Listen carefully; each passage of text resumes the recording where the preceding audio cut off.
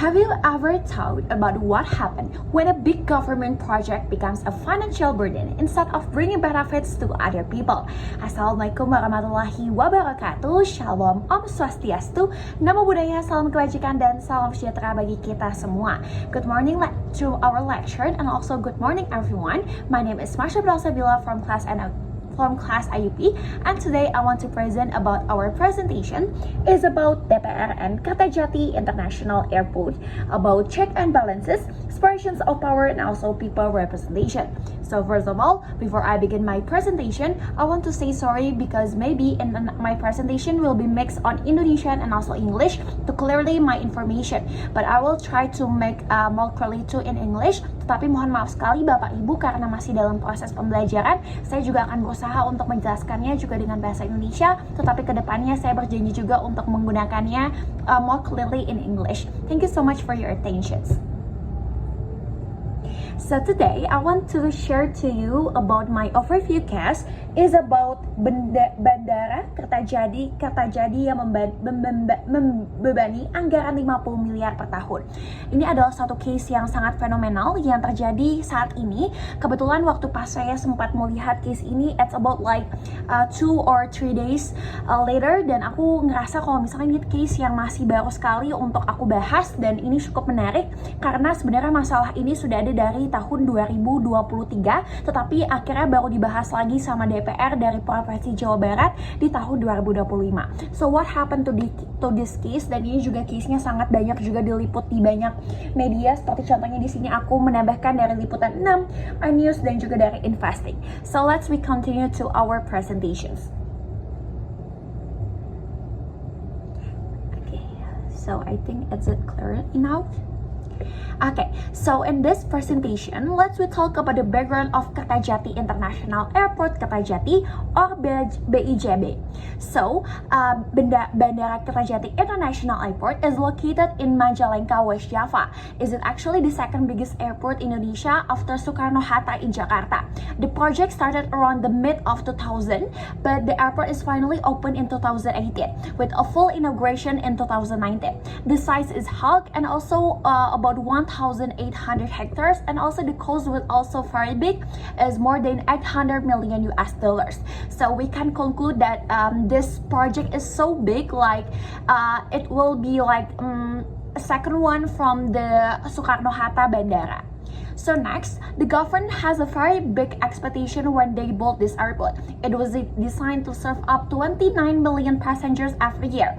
The idea was to reduce the heavy traffic at Soekarno-Hatta, like we can see in our presentation, or we can see in our kenyataan that Bandara Soekarno-Hatta is so overcrowded. So this bandara called Bandara Kertajati is having like preventive for this overcrowding. So, this bandara is also to support more balanced economic growth in West Java or Jawa Barat. Another hope was to make Kertajati as a new hub international flight and also cargo, so West Java could be connected directly to the world without depending on Jakarta.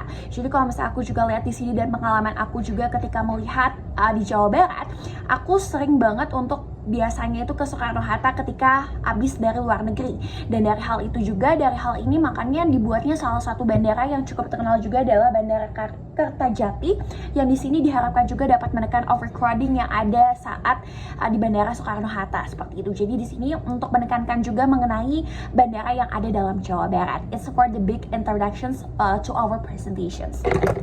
So next. From the start, the airport is faced a lot of problems. Its location is from Bandung, the capital of West Java, and from other big cities. For most people, it was simply easier to use Hisain Sastranegara Airport in Bandung instead of traveling all the way to Majalengka. Because of that, many airlines decided to cancel their flights since the demand was not strong. Even at the Cisumdawu Toll was opened in 2023, which made the trip faster. The number of passengers was still masih sama, still low, and in fact by 2024 the passenger numbers even dropped compared to the before passenger. Jadi kalau misalnya bisa aku simpulin juga, ini salah satu berita yang aku baca adalah Menhub Dubi bertemu Gubernur Dadi bahas arti Bandung Raya hingga Bandara Kertajati. Jadi ada salah satu tol juga yang menghubungkan ke bandara Kertajati ini.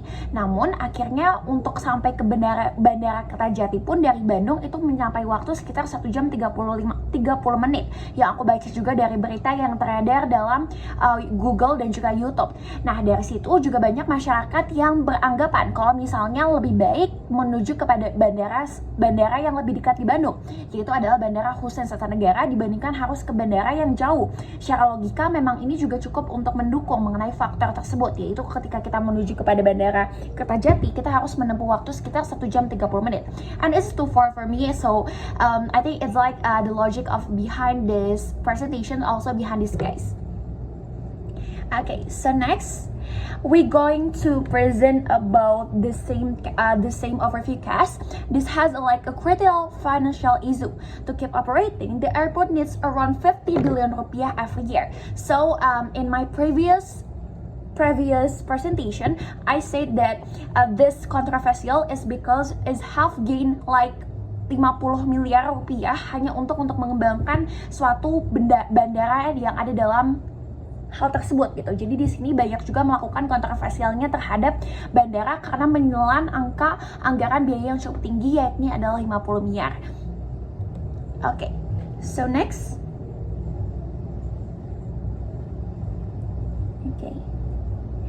Okay, so next we're gonna to present about DPR role and also the oversight of DPR.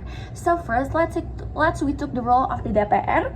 So first of all, the Indonesian House of Representative or DPR in this case, as DPR has been paying attention in the fact that Kertajati Airport needs around 50 billion rupiah every year just to operate. They are concerned because this money mostly comes from the West Java provincial budget, which is not sustainable for the long run. And also, as a part of the oversight function, the DPR is responsible for making sure that public funds are used wisely and also not wasted. That is why they have like called meetings and hearings to discuss for the future of Kertajati, bringing together to the Ministry of Transportation, the provincials of government and also the airport operator. Jadi kalau misalnya peran dari DPR, terutama di Komisi 5 dari berita yang aku baca itu sudah melakukan adanya diskusi. Sebenarnya untuk berita itu baru aku baca 3 jam yang lalu, jadi baru diupload sama Kompas 3 jam yang lalu, dan akhirnya mereka akan melakukan diskusi juga terhadap pengembangan dari bandara Kertajati tersebut. So next. Okay, so I gonna to present about theoretical framework yang di sini saya bagi menjadi 3 bagian. So first of all is separation of powers. Is DPR's role is legislative, but oversight burns the line with the executive functions. What can I conclude from this statement is because sebenarnya kalau misalnya DPR itu kan adalah tugas utamanya seperti yang Bapak sempat jelaskan adalah membuat undang-undang atau in legislative branch. Tapi akhirnya di itu juga sempat menyampur semacam ada peleburan juga nih dari bagian sebagai eksekutif ataupun sebagai pengawas, yang dalam hal ini legislatif ataupun badan dari Komisi 5 DPR itu juga melakukan adanya komunikasi bersama dengan bandara ataupun perwakilan dari Bandara Kertajati. Padahal dari dulunya legislatif ini juga dari dulu ketika pembagian antara Montesquieu itu juga dibagi secara jelas antara legislatif itu untuk membuat undang-undang. Tapi di sini semacam mencampuri juga dari urusan kerana eksekutif, yaitu adalah untuk menjalankan dan juga untuk memonitor hal tersebut juga gitu. Makanya di sini we put in the first separations of power. The second one is for the check and balances. Is oversight ensure that the executive does not miss the public interest, and also DPR act like a counterweight. So in this my presentation, I will talk about salah satu fungsi dari DPR itu adalah juga untuk check and balances. Dan dalam hal ini, the DPR acts like a counterweight in the DPR represent the voice of citizen who might sorry for the check balances. The DPR is the counterweight, so the executive asking a questions about whether the 50 billion annual is justified. This is important because it prevents like the executive from spending taxpayer money without accountability. Jadi di sini DPR juga melakukan salah satu sistemnya atau fungsinya adalah untuk menggunakan check and balances yang menanyakan sebenarnya anggaran dari 50 miliar ini akan dibawa kemana, dan juga apakah anggaran 50 miliar yang sudah diberikan juga dari Pemprov Jawa Barat itu juga sesuai dengan anggaran yang disampaikan ataupun digunakan dari Bandara Kertajati tersebut gitu. Jadi di sini DPR juga menggunakan salah satu fungsinya adalah sebagai check and balances. Also, for the finally is people is representation, karena di sini the DPR is represent for the voice of citizen who might ask why should billions of rupiah be spent on an airport that is still underrated. Karena kalau misalnya tadi juga aku sempat baca juga salah satu berita dari Kompas yang bilang kalau misalnya banyak juga masyarakat dari Kota Bandung yang menanyakan sebenarnya gunanya untuk bandara ini tuh seperti apa. Salah satunya adalah dianggapin ya dengan ada bandara ini maka akan meningkatkan ekonomi yang ada dalam Bandung itu sendiri ataupun dalam Jawa Barat. Tapi pada kenyataannya juga masih nihil, sehingga di sini masyarakat itu juga banyak bertanya ke DPR terutama di Komisi 5 menanyakan sebenarnya fungsi dari bandara ini untuk kesejahteraan umum atau hanya untuk segelintir ekonomi elit aja, dan kemana uang 50 miliar yang juga diberikan seperti itu. So next we're gonna to talk about critical reflection. So I have like the 4 points of this critical of review. So first of all is Kertajati shows the tension between the theory and practice. Kasus di sini aku ingin untuk menjelaskan di mana kasus Bandara Kertajati itu menunjukkan adanya gap antara teori hukum tata negara dengan kenyataan. Di mana di teorinya ini adalah untuk membangun infrastruktur. Dalam fungsi pengawasan DPR itu juga harus jalan dengan kepentingan rakyat.